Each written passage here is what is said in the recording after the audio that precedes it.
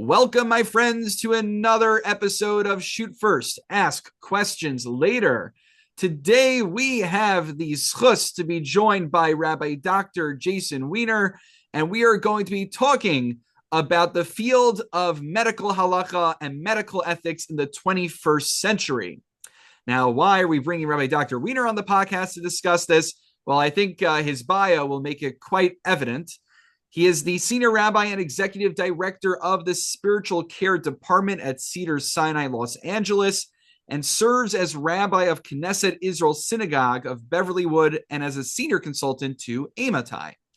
He holds 2 rabbinic ordinations, a doctorate in clinical bioethics, a master's in bioethics and health policy from Loyola University, and a master's in Jewish history from Yeshiva University. He completed 4 units of clinical pastoral education as a board-certified chaplain.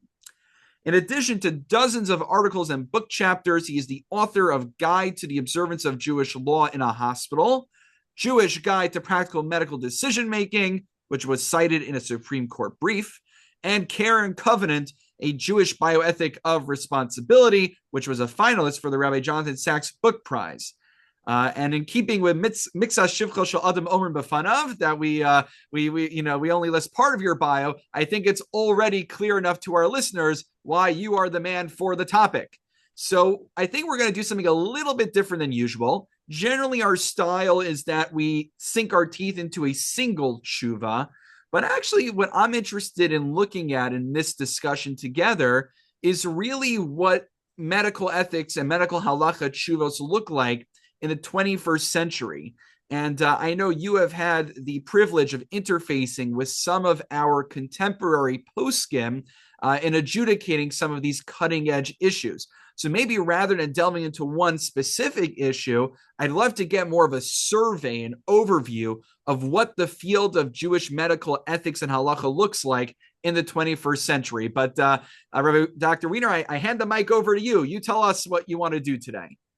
Well, thank you. Thank you. First of all, it's such an honor to be with you. You do a great service with this podcast and opening up halachic issues and rabbinic response to the broader community. And I've enjoyed listening, and it's my schos to be on here with you and discuss with you. And I'm excited to be able to do so. There's so much we could discuss. It's really almost an endless field. When I think about some of the tshuvas that have been most influential to me, I think in particular about, Mori Rabbi Rav Asher Weiss. He's written to me a number of tshuvas that have become extremely influential in the work that I do, meaning I quote them on a regular basis. In fact, I share them with people on a regular basis as well, because sometimes he writes things so clearly. And as much as I can, it's one thing for me to quote the psak, to be able to give someone a piece of paper. He also writes in a very brief style, to be able to give someone that piece of paper and show them, here's what he says. If you want to, let's take a look at it, yourselves and analyze it. And I've even had experience of sitting and learning with family members. Obviously not in the emergency room when a very urgent decision has to be made, but oftentimes in hospitals, there is some time to make these decisions. There's meetings with the medical team and, discussions in the ICU or different places. And there's an opportunity. They really want to, turn to their tradition. For me, actually, as a side point, or as a rabbi in a hospital, it's been so inspiring and moving to me how much people look to their tradition and the wisdom of the Torah, and not necessarily only observant patients. Many people, when it comes to the very big decisions in their life, they have an understanding that the Torah has wisdom that can guide them, and they appreciate and they feel comfort by recognizing and following that incredible wisdom. And thankfully, we have people in our generation today who are still, able to give us this guidance. So you already mentioned one name, which I'm familiar with, Rav Asher Weiss, and certainly he has come up on the podcast in the past. But you mentioned that you have some sort of relationship with him. I'm curious how that came about. Well, when I first got married, this is going back, over 23 years ago. And when I first got married, my father-in-law, Zichrono Livracha, was already close with him. He was someone who loved Rabbanim. In the first month after I got married, he took me to Israel with my wife, and we met Rav Eliashiv and Rav Ovadia Yosef, and Wow. and in that first meeting, after going to Rav Eliashiv, he took me to Rav Asher Weiss, and he said, "You might not have heard of this one yet, but you will." And keep a relationship with them. It was very Wow. special. And then I made sure to keep a relationship when I was assistant rabbi at Young Israel Century City. We brought him out as a scholar in residence, and I drove him around town that whole week. I cleared my schedule. I said, wherever the Rav needs to go, I'm going to be the driver.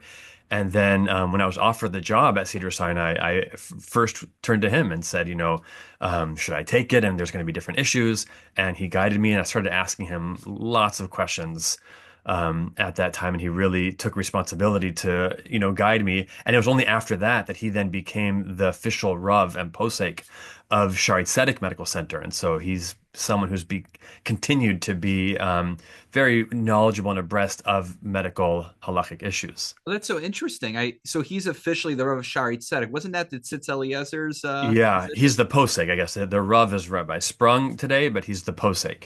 Yeah. Interesting. Yeah, What's the what's Minchas the Yitzchak. distinction And between the Rav and the Posek in this well, there case? is a Rav hospital.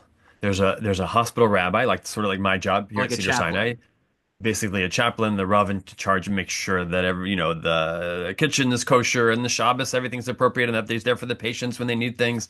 And he's there on the ground inside the hospital. But Hmm. then they always have a rule in Shaare Zedek that they also have a posek who paskins their most difficult shilas. That So that's kind of that is Rav Asher interesting. Weiss now. In America, I mean, you could tell me if this is how it works. It sounds like the role of the chaplain and the hospital postsake, so to speak, are kind of melded into one. It's interesting that they bifurcate between those in Eretz Yisrael. I think they recognize at Shaare Zedek that you have to have a Mm. major posek that you can rely on, especially for the very big questions. I don't think, Rabbi Sprung on a daily basis, many of the issues that come up at Shaare Zedek, he's able to provide guidance. It's just when they have major policy issues that really require a posek, so then they go to him. So this is good because this brings me to my next question, which is when we think about the renaissance of medical halacha, medical ethics, we look at a lot of those 20th century responsa, like we mentioned, the Tzitz Eliezer, the Igros Moshe, all these big fights over quality of life versus extending life, the question of the Siamese twins, all these different big issues seem to have been adjudicated in the late 20th century. So I'm curious, based on your experience, is there anything new per se that we're seeing out here in the 21st century, or is it mostly like applications of those 20th century chuvos? Like Well, it's what new both. chuvos need to be written? Yeah, it's a good point. I mean, it's funny because Dr. Steinberg, also Rabbi Dr. Steinberg at Shaare Zedek told me that once Rosh Shlomo Zalman Auerbach told him, he said, only Rosh Shlomo Zalman could say this, what I'm about to say. He said that when he brought him the question of who's the mother when it comes to surrogacy and egg donation, he said that Rosh Shlomo Zalman said to him, you know, we've solved every medical halachic problem that there is. But this one, I don't think that there's a clear raya, no clear proof from the Gemara, and it has to be a suffix. I'm not sure. But just the fact that he was able to say, we've solved every problem, like so far we've accomplished everything, but this one is too difficult. Um, Yeah. It but reminds me of a Musser my Rebbe once came. He's like, there's a difference when he said to me, there's a difference when you say you don't know the answer to the question versus when, like someone like Rosh Shlomo Zalman says it. right, Because right. me, I just am stamen ama aretz. Rosh Shlomo Zalman, it means that he scanned through all shas in his head and Yeah, post him, and then he came up with no results. That's a right, different I don't right. know. Right, and he recognized that there are possible results, and each one there is not the proper analog for a different reason. Like he didn't just scan and say there's no result. He said, well, there's 12 possible answers, but each one is not good, and here's a reason why. And he went through each possible raya. So it's fascinating. I mean, first of all, there are lots of new. The reason why, there was that generation, especially like in the 70s and 80s and 90s, where these poskim were, setting foundational principles for us was because there were so much new technology happening, and thank God that Jewish people care about halacha. And so as there's new issues of, intubation and extubation and organ donation and fertility treatments and all these things are starting to happen, because I mean, if you look at, you mentioned, I did a doctorate in bioethics. So you take a look at when the issues arose in America or in world history, whether it's organ donation or artificial insemination, different things. You look at which year it happened, and then you take a look at the tshuva. The first tshuva, the main groundbreaking tshuva that was written by, Rav Ovadia Yosef or Rav Moshe, and you look at it, was, 2 years later, a year later, it's like it's all as the things are happening, people end up invariably, it's going to come up either directly by a Jewish patient's going to have this question and ask their rabbi, or people talk about it a lot and they say, "Gosh, this is going to happen in our community," Mm. and so they start asking the rabbis, what are we going to do when it arrives on our, desk? Right. This is like a lot of the artificial intelligence literature that's already being written. We're already preempting some sort of super intelligence that's going to shake up life for everybody. Yeah, yeah. So that's interesting. Actually, you brought up organ donation. I'm curious your perspective on this.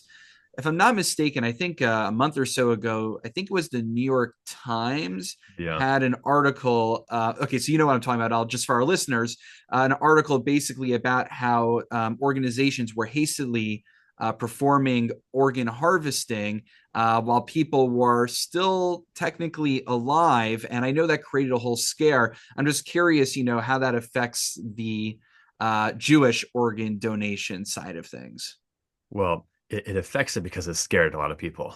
A lot of people we had in America, a lot of people removed their desire to donate organs from their driver's licenses in the past couple months. Wow. So it affects people in that way.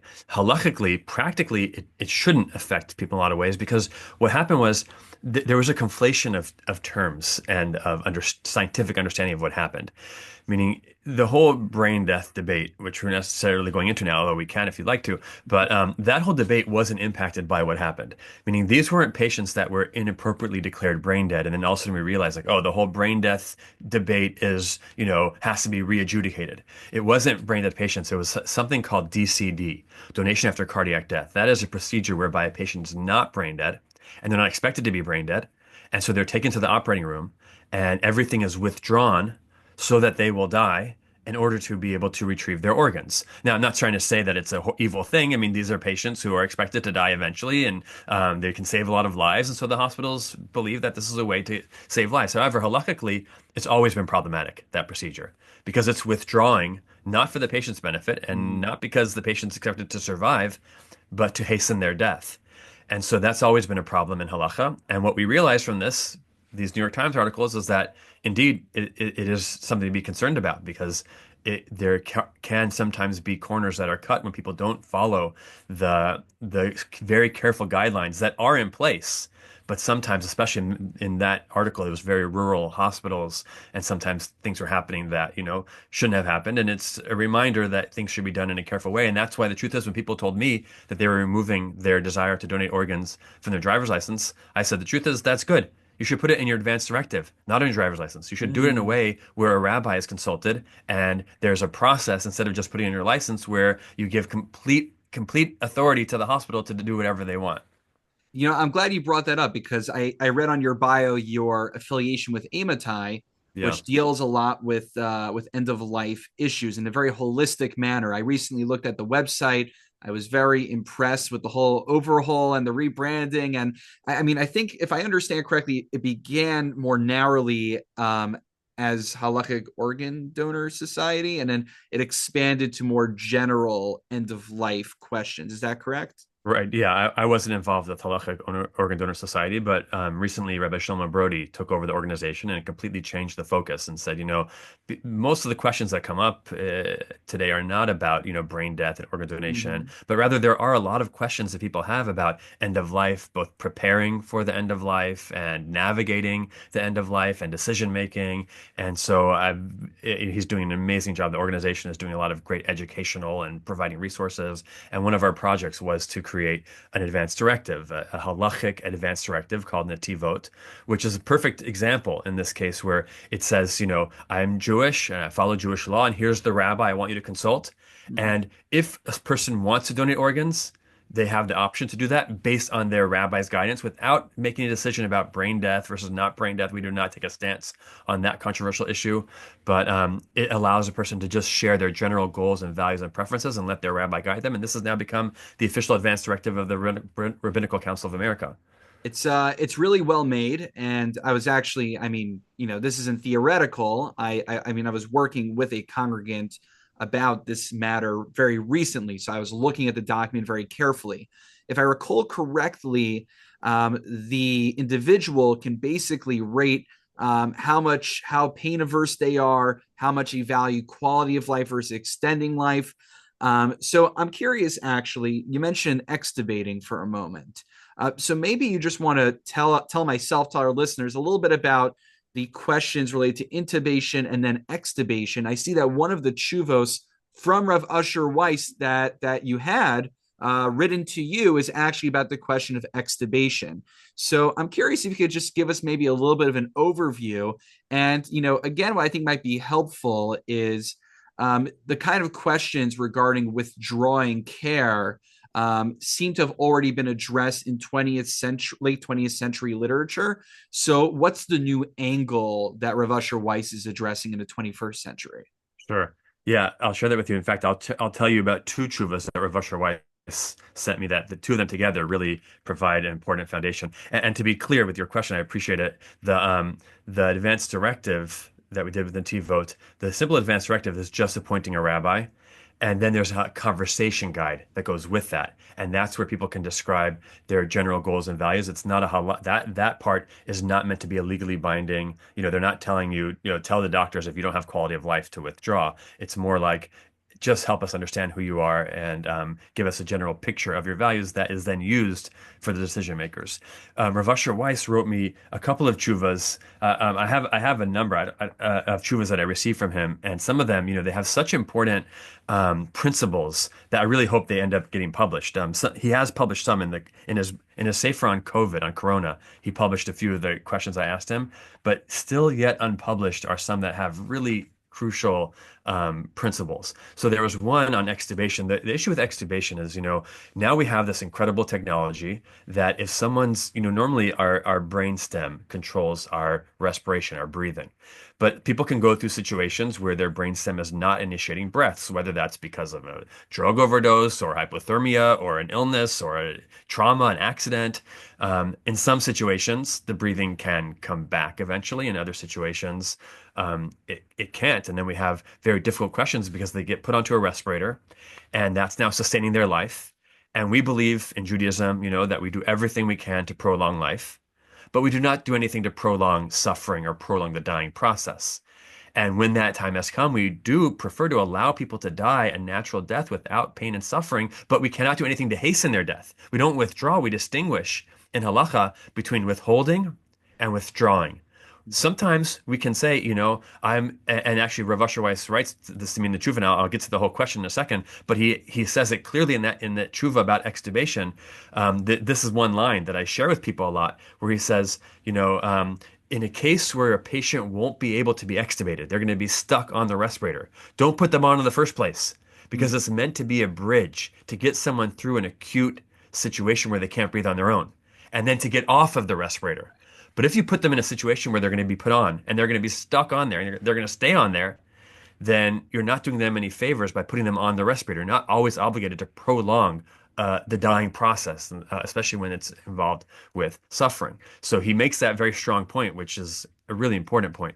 The question that I had involved a patient who it's a long story, but just to give the gist of it was that this was a patient who had come from a Jewish background. I met him in the hospital, and then unfortunately he became unconscious. He had told me before he became unconscious that he didn't want anything to do with his family. Actually, he was estranged from his family. And unfortunately, though, he declined very rapidly. And the hospital was like, we need to know more about him. We don't know anything about his medical history. So we contacted the family, despite the fact that he had told us not to, because we felt that this was pikuach nefesh, and we had legal guidance in that. When the family arrived, they got this very sad news that this patient had no chance of recovery. He was dying. He was in multi-system organ failure. His body was shutting down. And the thing was that he was intubated. He was on a respirator.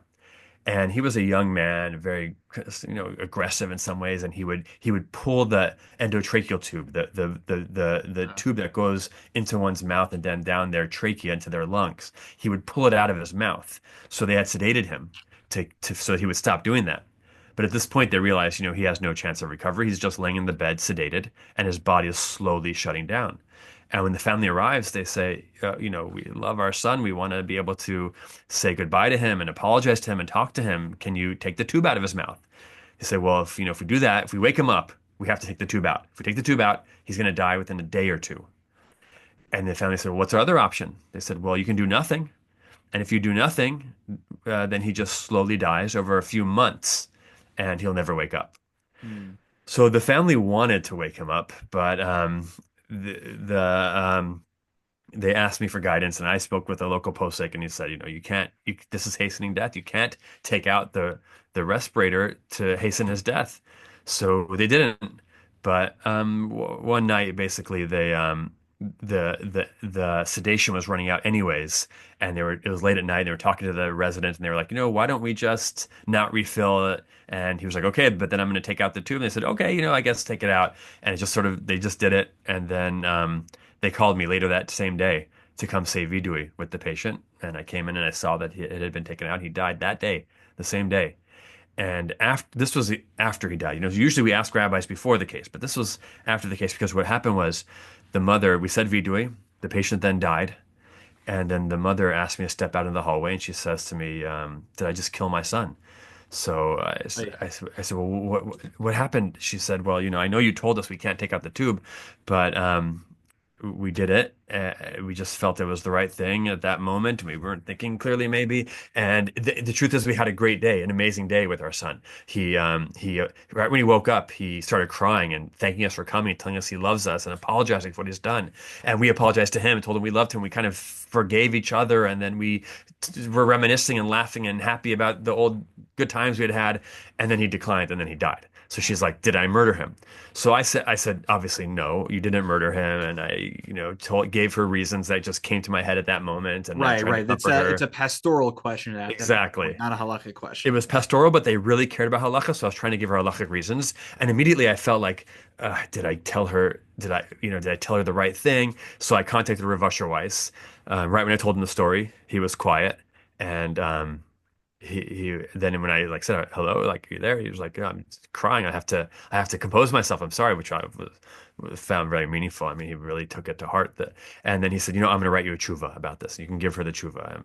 I want to write on this. And then when he wrote on it, he talks about the whole issue. The issue of extubation is, we say you can't do anything active. It's based on a Ramah in Shulchan Aruch, which is that if someone's a goses, if someone's in a dying process, there are things you can do and things you can't do.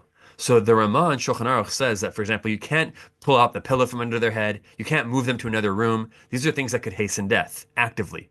But if there's a wood chopper outside chopping wood, and somehow, the rhythm, he even says there in the Tshuva, we don't understand why this is, but we get the principle from it.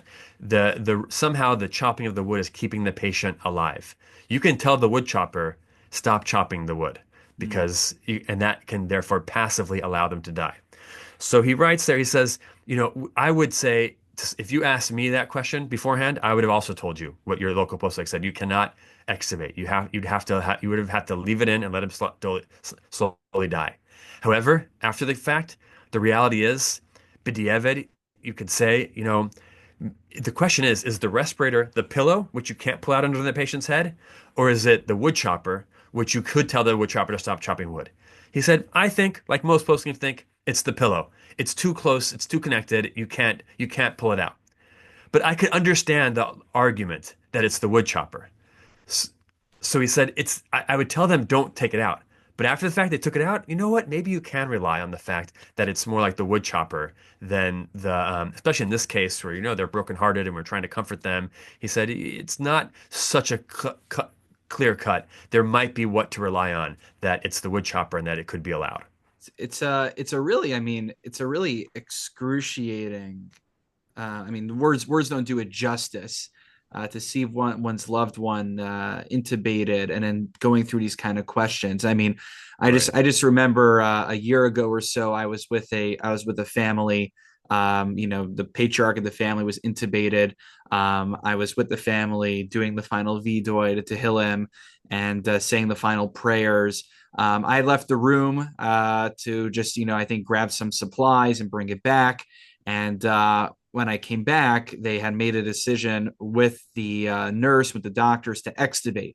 So I was, on my end, I was kind of thankful that they had not consulted me because, like Uh-huh. that, I would have had the same inclination that this is not Hasaras Hamonea. This is actively killing, possibly. And Right. I was grateful that I was not put on the spot because I would not have been able to give them a good answer otherwise. And then I shifted from the halachic side to the, purely pastoral side at that point. So it's, it sounds like you had the, I guess, fortune, so to speak, of getting to deal with it post facto to a certain degree. In some ways, I mean, we dealt with it before the case as well, but yeah, I mean, because sometimes, there's also ideals, what you say you want to do in the ideal scenario, and then there's unfortunately the reality of just people being under stress and under grief and making decisions that they might not have been their ideal decision, but it happened and it's life, and life is messy, and you have to deal with that. 100%. Yeah. Okay, so if I can, maybe let's shift to rapid fire round at this point. Okay.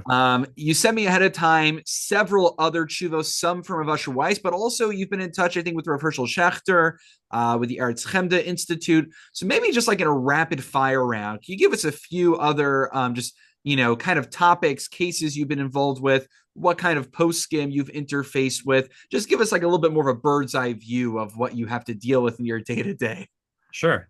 Well, I guess so. One last, I'll mention very briefly one other psak, a tshuva that I got from Rabbi Weiss that I quote very frequently because I think it's very important is I asked him about dementia patients. Is a dementia patient considered to be end of life? And the truth is, his answer to me goes back to something you said earlier, where he said, the Gedolim of the previous generation, he quotes there Rav Moshe Feinstein, Rav Shlomo Zalman Auerbach, and the Kilas Yaakov, the Stipler, and he says that they said that, if a patient is chaye shah, if they have less than a year to live, or in some opinions 6 months, then you don't have to initiate certain interventions. You can allow them to die naturally because you're not required to aggressively prolong the dying process of a chaye shah. So he has this great line here there where he says, that was a chiddush gadol, that was a great chiddush, and he says, something along the lines of, I didn't come laharher acharei das gedolim. I'm not coming to question them, ela laharchiv. I coming to expand and go further into it. And he says, I think you can say anyone who has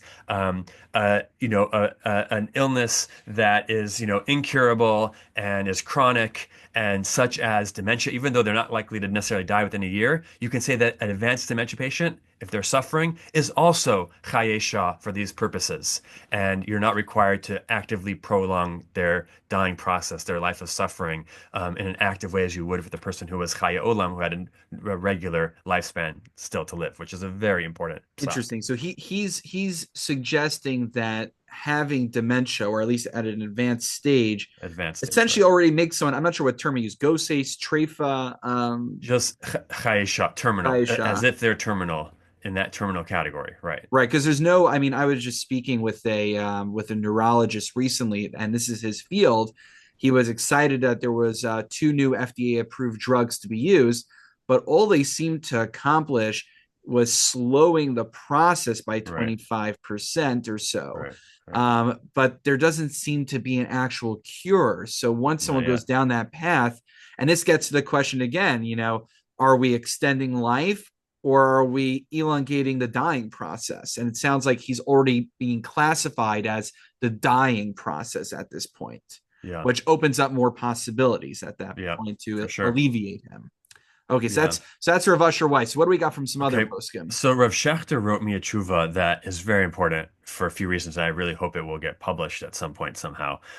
He wrote to me, I sent it to you in his handwriting, but I hope it will get published. I asked him because he has a unique opinion about the requirement of artificial nutrition and hydration at the end of life. And I wanted to get clarity on his opinion because the standard psak and what I tell people and what we do is that we do say that nutrition and hydration is considered a basic fundamental of life. And even in scenarios where we're not requiring artificial means of aggressively prolonging life through, medical interventions, we still say that basic nutrition and hydration is something that we do require from a Jewish halachic perspective. Right. That's the standard that Ramosha established. Yeah, that's the standard of Shlomo Zalman. Yes, exactly. But there are sometimes time in situations where, and the truth is, Ramosha agrees to this, where it's not beneficial at the end of life, where it's actually causing more suffering, and it's not being absorbed, and it's causing aspiration and choking and pneumonia, and there's people who don't want it, or there's situations where the doctors are advising against it. And so I just wanted to understand Rev Schachter's approach to this, because I'd heard about it, but hadn't seen it directly. And when I kind of asked him briefly in person, and I had a lot of specific questions about it, he was like, I said, well, if I write it up, would that be better? So yeah, write it up and send it to me. So I sent it to him. And I wrote out the whole question, and then he sent me back my same letter that I sent to him, but on the back side, he wrote a full page tshuva, and he makes two important points in that tshuva. The one important point that he makes, which I've come to learn after consulting with him on a number of shilas now, is that even though you normally hear when people talk about bioethics and they compare and contrast Jewish medical ethics with secular medical ethics, they'll often say that secular bioethics believes in autonomy, and Jewish bioethics believes in obligations and chiyuvim, our requirements. So interestingly, Rav Schachter opens up that tshuva by saying, even though we say, in slichos, haneshama lach, v'aguf shalach, our body and our soul belongs to you, God. He says then, but the truth is, people do have some autonomy to make decisions of what's best for them, and they can decide what they want when it comes to aggressive medical interventions. And there is a role and room for autonomy within halacha. And just right there, and I know that when I've consulted with him since then, and just for quick questions, he very quickly he will often say, "Well, what does the patient want? What is their desire? And if it's within reason, if it's das b'nei adam, he's something batal daito we call das b'nei adam. The phrase he often uses, if it's something within reason and it's not violating something, he'll often say, well, we should first strive to follow the patient's wishes and how they are treated. And then he goes on to say that nutrition and hydration is not necessarily required at the end of life. He says you can't stop it. You'd have to let it run out on its own. But if it's a case where the patient is suffering and it's contributing to the suffering and it's not helping them, and they are a dying patient, they say, I don't want this anymore. This is harming me. This isn't helping me. Even if theoretically, medically, it's not necessarily causing harm to the extent that Rav Moshe and others would have said, okay, this is not required. He was much more inclined to say, this is a medical intervention, not a basic fundamental of life. And therefore, just like with other medical interventions, we can withhold, not withdraw. So too, he's of the opinion that we can withhold artificial nutrition and hydration at the end of life. This psak is a game changer. This is huge. It is huge. This is really huge. And it's a das yachid in many ways, and so we're careful. We recognize that it's not necessarily the mainstream psak, but it can be important to have it in your back pocket sometimes in very unique and difficult circumstances where you're struggling and the family's struggling and the doctors are struggling and we have to figure out what to do, to know that there is someone as great as Rav Schachter, that this is his very strong reasoned opinion, and he wrote it out clearly in a tshuva. I mean, from what I understand, based on your distillation of it, he's essentially classifying it no differently than other forms of artificial intervention. Exactly. It's essentially applying the same principles. He's not distinguishing between artificial intervention and basic nutrition. Basic nutrition is also a form of intervention and could be harmful at a certain point as well. It's not a categorical must. Right. Wow. Yeah. That is huge. And I guess I tell our listeners the same disclaimer each and every time, that we're not passing halacha l'mais on the podcast, but to know that that's in a posek or a rabbi's arsenal is remarkable. It really is. Okay, good. So that's a it was worth doing the podcast alone just for that tidbit right over there.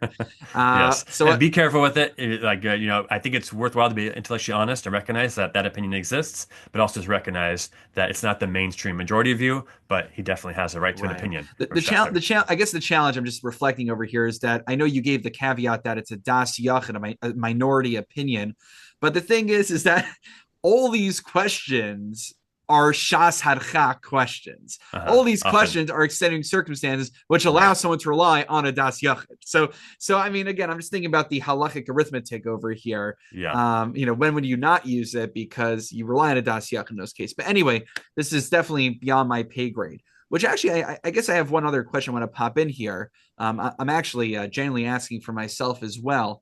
You know, I think you, Rabbi Dr. Weiner, you find yourself in a very unique and special position where you have the ability to kind of go between the typical rabbi and also the top tier poskim like Rav Schachter and Rav Usher Weiss. I mean, in your opinion, I mean, are there certain questions that require being punted to a posek? And are there certain questions that a rabbi in good faith has said, well, I learned the sugios. I've read the medical ethics literature. I read some of your books, and I'm confident in guiding the family without having necessarily to loop in top tier rabbi each and every time. Where would you like kind of draw the line on these things? Well, these questions are complicated questions. They're difficult questions. It's not like this is you can just look up Shulchan Aruch and say like very clear, oh, here's the answer. Here's what we do in this case because they're applying principles to complex scenarios and they're dinim nefashos. This is Yeah. life and death, literally. I mean, Dr. Steinberg told me that when they would have brain death questions that would go to Rav Amar when he was chief rabbi and the Sephardic chief rabbi, that he would only paskin a brain death case when he would create a beis din and they would put together an ad hoc beis din and Wow. paskin it together. He never wanted to take on his shoulders to make such a decision. And you have this frequently. I mean, one of the chuvas that Rav Usher Weiss sent to me that I shared with you about the artificial hearts. He ends the chuva by saying, "Everything that I just wrote, it only applies if other poskim will agree with me. Otherwise, don't regard anything that I just said because these are this it's a big deal. These questions. It does require familiarity with the medical reality and understanding the facts on the ground, and so you need to be in touch with the patients and the doctors and know the terminology and the culture of a hospital. But these are questions that I myself, and I think that people that I work with, especially I can tell you like at Amatai, that people are very careful that you have to ask a posek. You just to be extra careful. Even when I sometimes feel like, okay, this is clear. I've had this case before. I usually say, let me just make sure because this is literally life and death. We have to be careful about this. We want to make sure we're doing the right thing. And every case, one minor detail in a case could completely change the psak. Right, right. And one needs to know both the halachic and the medical reality to understand that two cases might not be completely analogous, and you can't be Madama Milsa La Milsa that way. Exactly. And look, this is a good muster for me because if someone who, like yourself, who literally specializes in medical ethics and medical halacha, still feels the need to be consulting poskim on a regular basis to make sure to get it right because the stakes are so high. Right. Alachas kama kama, random Joe pulpit rabbi like myself should be doing that. So I appreciate it. Okay, so as we're wrapping up, are there any other interesting cases you've been involved with in terms of our highlight reel?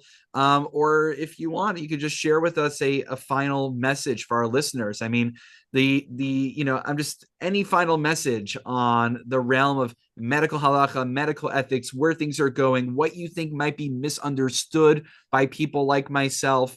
Like what would you want to get across to such a general listenership, an esteemed listenership of this podcast? I mean, people should be aware that, as we started talking about earlier, that there were so many issues that came up in the 80s and 90s, and it seems like, everything was dealt with then. The medical reality, science, technology is rapidly progressing and rapidly changing, and there's new questions every day. And we need guidance from great people, broad-minded thinkers, who are able to think and apply complex principles to modern scenarios. And I think the thing that I would just share, which I reflect on myself on a regular basis, is how inspiring I find it. First of all, as I mentioned before, that Jews care so much to know what the Torah says, but also what I've found so inspiring is that the Torah has such incredible wisdom. The Chachmas HaTorah, that there's such beautiful wisdom and guidance that the Torah has. And I consistently find, oh, here's a new question, oh, no one ever thought of this question before. Oh, this is radical. And I start researching it. I start talking to, Talmidei Chachamim, and you start to find, oh, actually, you know what? The Chazal, our great rabbis have thought of these things, and not only have they thought of them, they've discussed them, and they have really powerful, profound, meaningful, wise guidance for us. And so hafachba v'hafachba dekulaba, we are so lucky and blessed to be inheritors of a tradition, and to be not just inheritors, but part of shaping the next generation of a tradition that is so dynamic and profound and wise and transformative. And at a time when the Jewish people and Israel has been under such fire and criticism, to recognize that we have so much to teach the world. We can guide ourselves with this, and we can teach the world, and we should be proud to share Torah's wisdom and values with the world, and with the hospitals we work in. We shouldn't be ashamed. We should be proud that we have a great tradition that can give great wisdom and comfort and guidance to our patients and our communities. 100%. And I could say that Klal Yisrael, and certainly the rabbis who are, working in shuls like myself, we appreciate having someone like yourself who's really delved and plumbed the depths of these sugyos, both the realities as well as the lumdus, and applying them all together. We're very grateful to have someone like yourself who is being a guiding light in this field. And God should just continue to bless you, be able to serve Klal Yisrael in the entire world. Amen. Amen. Thank you. And same to you.